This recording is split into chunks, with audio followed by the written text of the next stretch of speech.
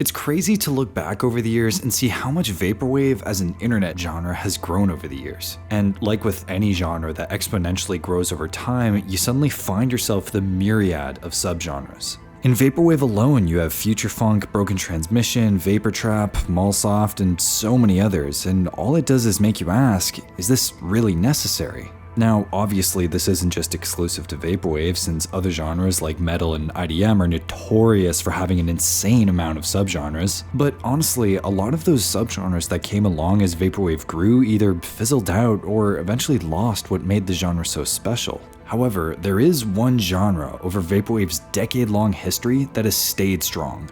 One genre that found its own identity and continued to expand upon it to the point where it's become barely recognizable from its Vaporwave roots. Today, we're going to be talking about Dreampunk.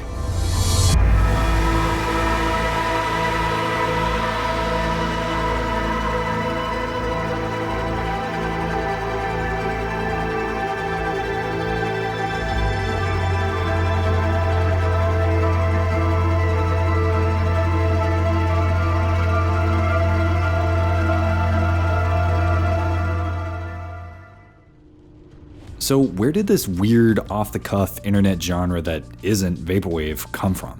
Well, a Google Trends search will tell you that Dreampunk as a label has been around for quite a while and has seen sporadic use. But in the context that we're thinking of, we need to go back to 2014. Back then, the genre of Vaporwave was at an all-time high. Culturally, it was more significant than it had ever been. It was growing exponentially thanks to the endless amounts of artists experimenting with the genre, some making it more accessible.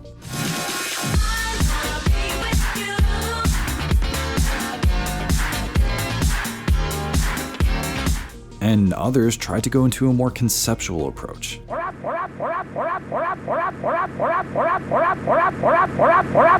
Around this time, though, as more and more people were coming into the genre, the walls of Vaporwave were starting to become more rigid. As more of these subgenres came up, the community saw fit to try and categorize and make these genres a bit more rigid so it's easier to understand. And oftentimes, it seems that this worked against the genre, with people notably complaining that these kind of rules will make the genre more stale and hard to approach as a whole. However, like in any collective artistic effort, there are those who want to break the mold, break the rules, and do something different with their art, to really branch out, stretch their wings, and to take certain ideas and expand upon them. This was the birth of Hong Kong Express, and subsequently, Dream Catalog.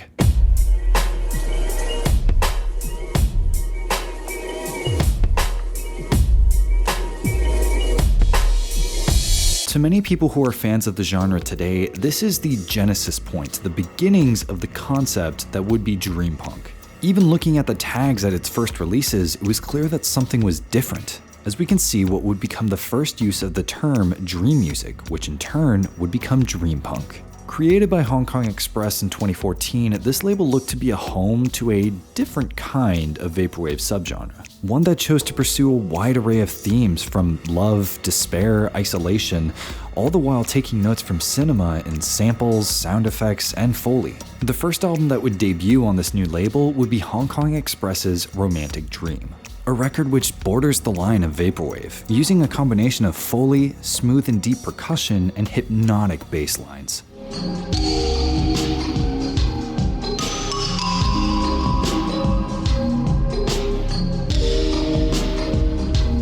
This album, in my opinion, sets the tone for the kind of experimentation that Dream Catalog would delve into in later years. It's almost romantic how smooth it is, creating a hazy fog of samples, percussion, and bass. It's not brash and in-your-face like a lot of the other genres, but it's also clear that it's well produced with intent.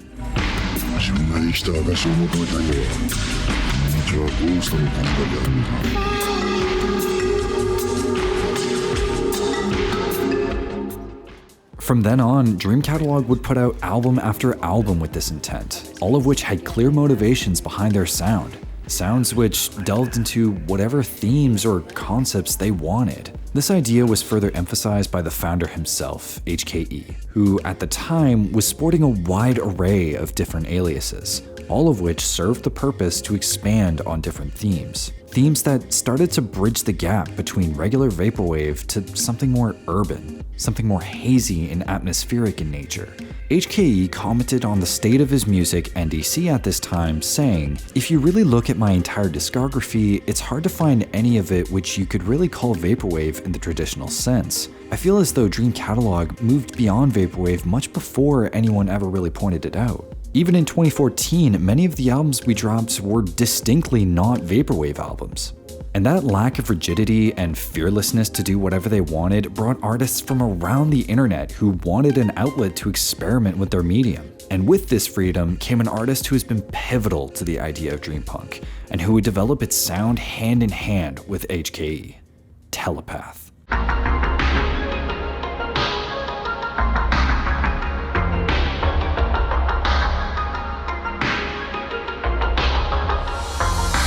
Honestly, you could write a book about Telepath. He doesn't interact with too many people unless you're working with him, and he's worked to keep his anonymity. But it's the mystery of Telepath that keeps people coming back. Telepath over his career has been everywhere and nowhere.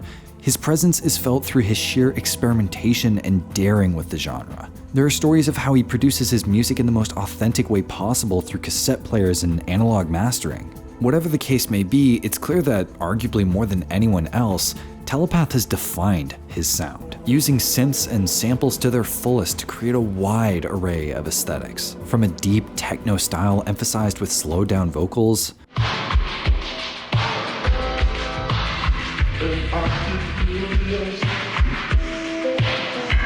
to a slower, smooth, romantic style that drips with emotion.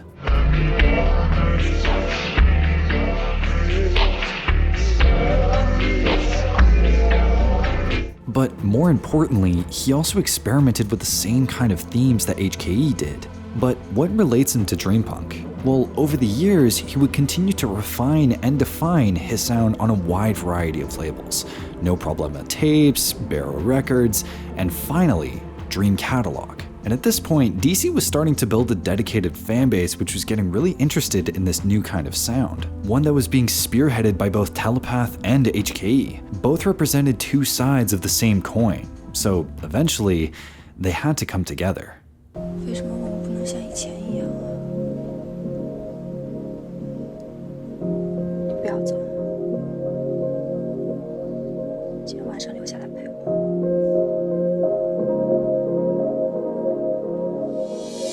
The collaboration project between both Telepath and HKE. This project serves as the point when Dreampunk really came into its own. This project would initially come together in 2014, releasing a self-titled album on Alienthus Records. And while this project would be good, emphasizing themes that were building up in both Telepath and HKE's individual projects, it was with their sophomore album Birth of a New Day that ushered in a new era for Dream Catalog. This album, to me, it's the essential Dreampunk album.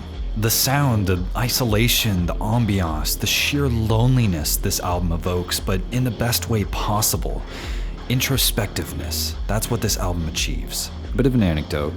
I remember when I was in university, I had a project that was due in a couple days and I couldn't focus. I had just moved to Toronto and was still adjusting to this huge city. The buildings, the lights, the people, I wasn't close to accustomed to it. So I did what I always did when I'm stressed, go for a walk. I walked around all of Toronto listening to this record. And when I walked by the financial district with cars whizzing by, the unfamiliarity of it all, rather than being afraid or anxious of where I was, I just soaked it in. I soaked in everything that the city had to give me and let myself be alone in the city with so many people rushing to where they needed to be and me just taking in the environment. But I think that's what this album does. Once you place yourself in the right environment, it takes you elsewhere. Escapism at its finest. Now, while this album had a profound impact on me and many others at the time, it was clear that this album represented a huge divide in the Vaporwave community. Despite its enormous success, the Vaporwave community were split on whether it was classified as Vaporwave or not. The reason why is because it broke the rules. It was holistically original and sacrificed many of the core tenets to create a new atmosphere. Regardless of if it was Vaporwave or not, 2814 introduced new possibilities, and with the gateway being opened, everyone came into experiment.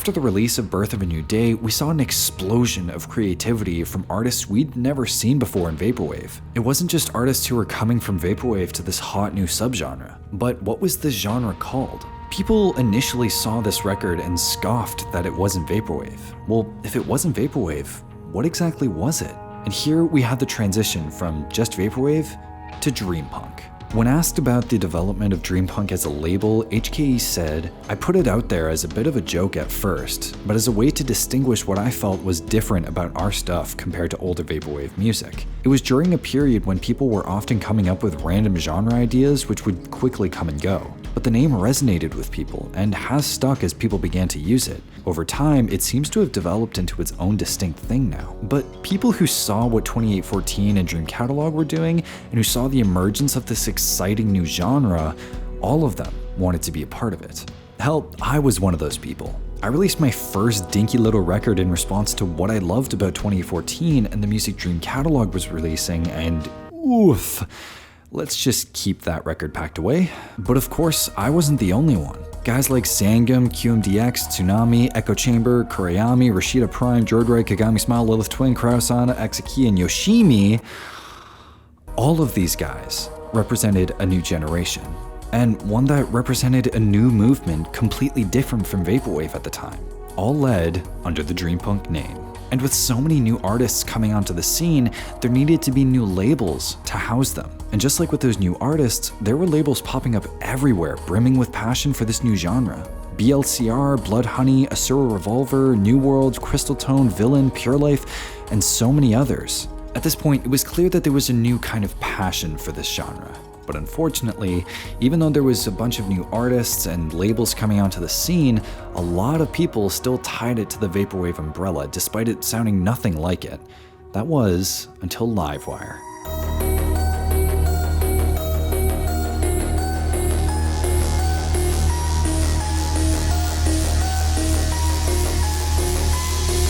At this point, it had been 5 years since 2814 released Birth of a New Day, and over those 5 years, Dreampunk had seen exponential growth. From what was seen as an experimentation of the Vaporwave genre to a full-on movement of its own.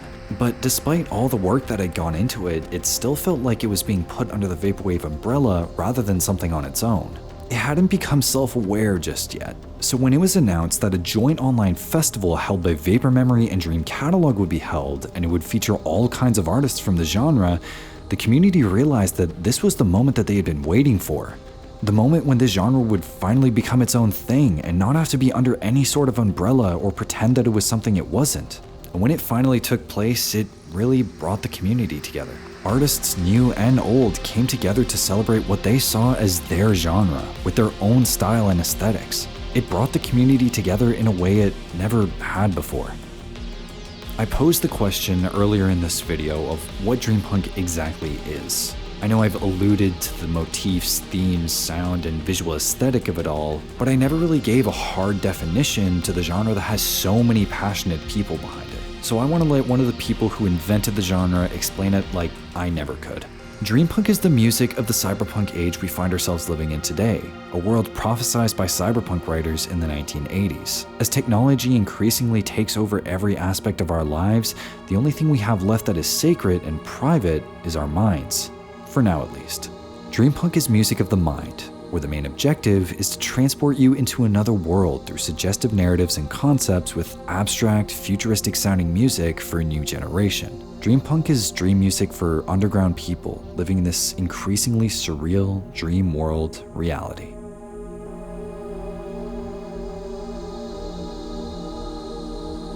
Guys, thank you so much for watching this video. If you guys didn't know, my name is Wuso, and I am a Dreampunk artist. So take that with a grain of salt as far as bias goes. But, you know, a lot of these guys that I've mentioned, through guys from DC and Pure Life and a bunch of these other guys, like, they're close friends of mine. And so I really wanted to dedicate this video to everyone in Dreampunk, you know, from David to Pantaray to all of my friends that have, you know, helped me along the way.